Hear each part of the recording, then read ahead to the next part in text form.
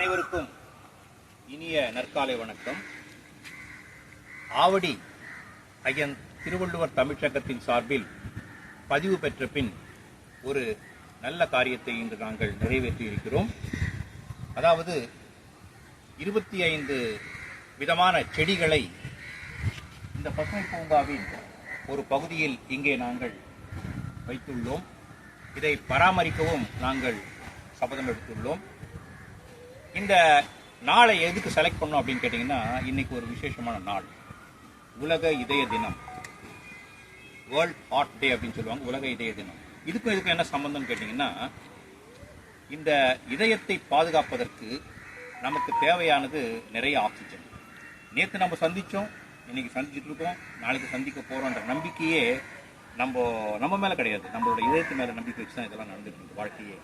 அப்படிப்பட்ட இதயத்தை பாதுகாக்க வேண்டும், அதற்கு எந்த விதமான ஊறு வரக்கூடாது என்பதற்காகத்தான் இந்த நாளை, அதாவது செப்டம்பர் 29ஆம் நாளை உலக இதய தினம் என்று உலகம் பூரா கிட்டத்தட்ட 90% உள்ள நாடுகள் எல்லாமே இன்னைக்கு ஒரு கொண்டாட்டமா செஞ்சுட்டு இருக்காங்க. ஏன் இதை செய்யறாங்கன்னு கேட்டீங்கன்னா, இதய சம்பந்தமான நோய்களால வருஷத்துக்கு உலகத்துல 1.5 கோடி பேர் சுமாரா இறந்துட்டு இருக்காங்க. இப்போ அதே மாதிரி உலகத்துல நிகழற மரணங்கள்ல 30% இதய நோயால் மட்டுமே நடக்குதுன்னு சொல்லிட்டு ஒரு ஆய்வு சொல்லுது. இப்படிப்பட்ட ஆய்வின் அடிப்படையில் என்ன செஞ்சாங்கன்னு கேட்டீங்கன்னா, இதை ஒரு விழிப்புணர்வா கொண்டு வரணும்னு சொல்லிட்டு இன்னைக்கு உலக இதய தினத்தை கொண்டு வந்திருக்காங்க.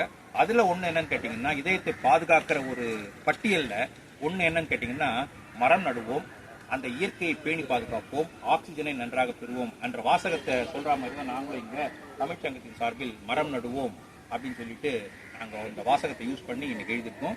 அதனால உலக இதய தினத்தை திருவள்ளுவர் தமிழ்ச்சங்கம் சார்பாக நாங்களும் கொண்டாடுகிறோம் என்ற ஒரு இனிய செய்தியை இங்கே உங்களுக்கு பதிவு செய்து அனைவருக்கும் இந்த நாள் இனிய நாளாக அமையட்டும் என்று வாழ்த்தி விடைபெறுகிறேன். நன்றி, வணக்கம்.